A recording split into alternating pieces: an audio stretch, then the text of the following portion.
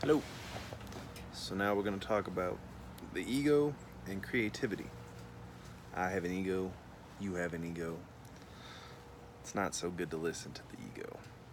Now, sometimes when we get depressed and we have a hard life, it's okay for the ego to push ourselves back up and give us that momentum, but we're not going to be talking about that. We're mostly going to be focusing on how to escape from the ego and the roles and, uh, you know, the small us, the talking us down, the not creative thinking, or the distractions that our brain is always throwing in our way. So, to be creative, you truly have to put your ego aside because something is either creative or it's not, or something is either actually coming into the real world or it's not.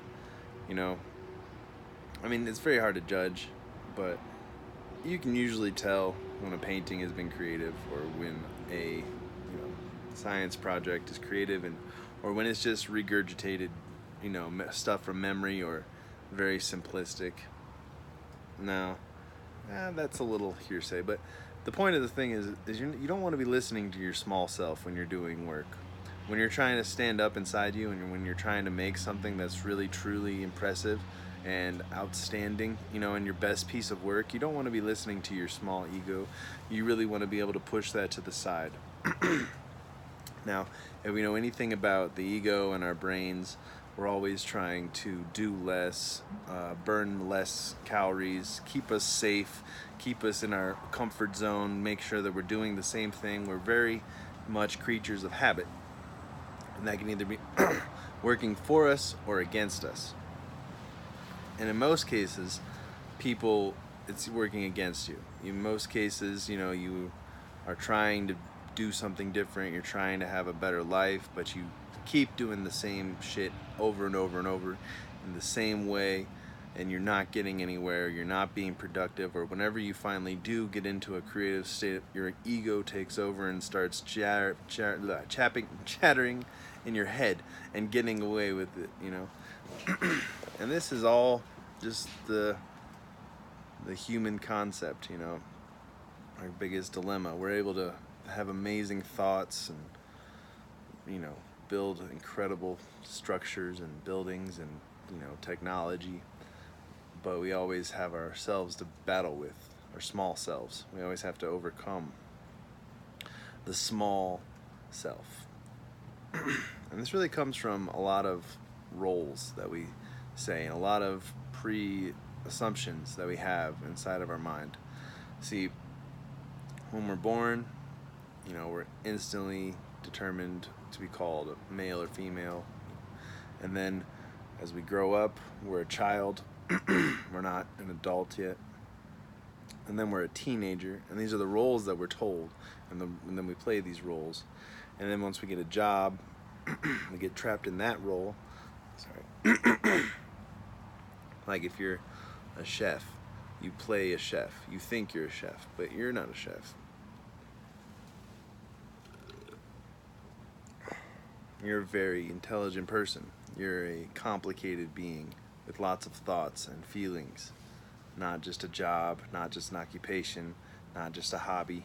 These are all things and roles that we put ourselves in. We use it to identify ourselves because we want, our ego's main thing is trying to tell us, why are we here? Who are we in the universe? What is our purpose? And it's trying to give us a purpose when in reality we really are just there. We're just here. We're just being creatures. And for a lot of people, that's hard to take. They have to say, they are this grandiose thing, when in reality, we're just all together. We're all living on this planet. We're all just trying to get along. It's good to know more about this planet than it is less about this planet. But it's important for you not to get caught in these roles because you can limit yourself. You can really only see yourself doing certain things and never really breaking out, never really reaching for the stars and doing something truly unique or truly creative, because not only do we have the judgments from other people with these roles, but we also have the judgments of our ego and ourselves upon us.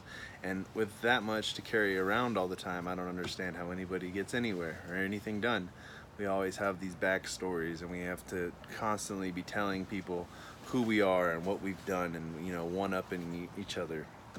And when you're trying to become a creative genius, it just doesn't work. You can't become a creative genius while still holding on to the past idiot that was yourself, and I don't mean that in a disrespectful way, and I don't mean idiot, but holding on to your past self is going to hold you back there.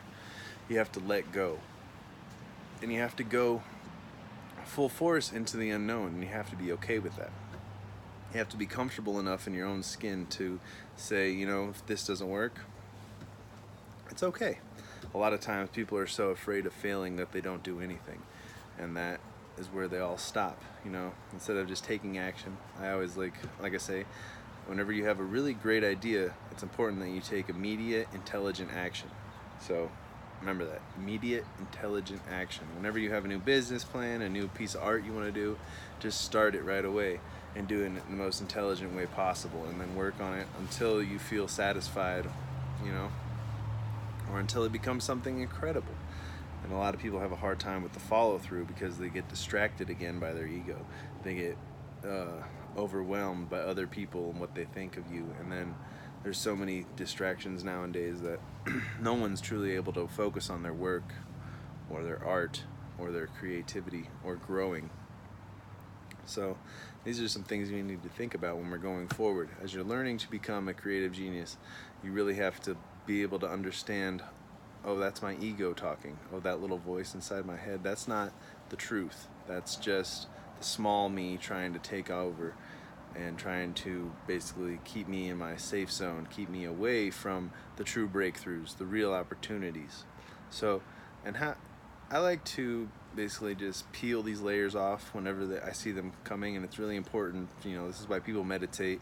This is why people work out. This is why people have sex. This is why people, swim. But it's just to get it, to quiet the voice in your head and be able to realize, okay, nothing really bad is going on right now. I am just experiencing my ego telling me all these bad things, whereas the truth is I can do whatever I want. Everything that I want to do, I can do, and everything that I do is an option. See, so many people get caught in the hustle and bustle, and they think that they're busy, and they think that they're doing things, and then they complain that they're doing everything when they don't actually realize that they don't have to do anything. Everything is a choice. Everything, every moment, everything that you spend your time on is an option. You can just walk away. You can go anywhere you want in the world. Don't think that money is a restriction. You can walk there. You can take a boat. You can hitchhike. You can take a bike ride. And I'm not saying to do that, but I'm just saying, like, there's just so much more in the world, But we keep ourselves in these small, isolated bubbles of safety because of our small ego, because of the roles that we pretend that we put upon ourselves. You really have to peel those back and realize I'm me, and that's fine. I don't have to be what other people think I am. I can be whatever I want to be, and it's good to be that person. A lot of people have a hard time thinking that they're whole. They feel like they're always missing something. Well, I'm here to tell you right now, you are whole. You're perfect.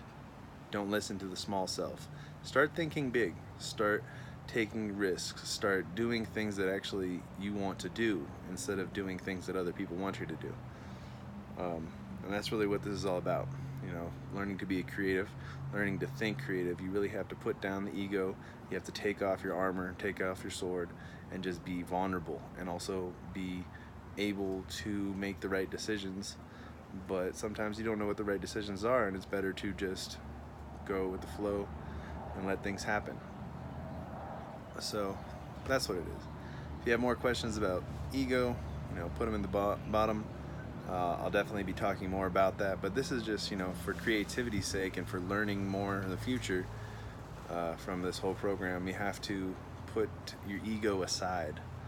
Your ego can come back, like I said, when you're feeling down or when it's time to boost yourself up, ego it up. But when you're trying to be creative and when you're trying to, unleash your mind so that you can grow and you can learn, you don't really want your ego. You just want facts and you want the truth. And that's what we're after right now, the truth. Thank you.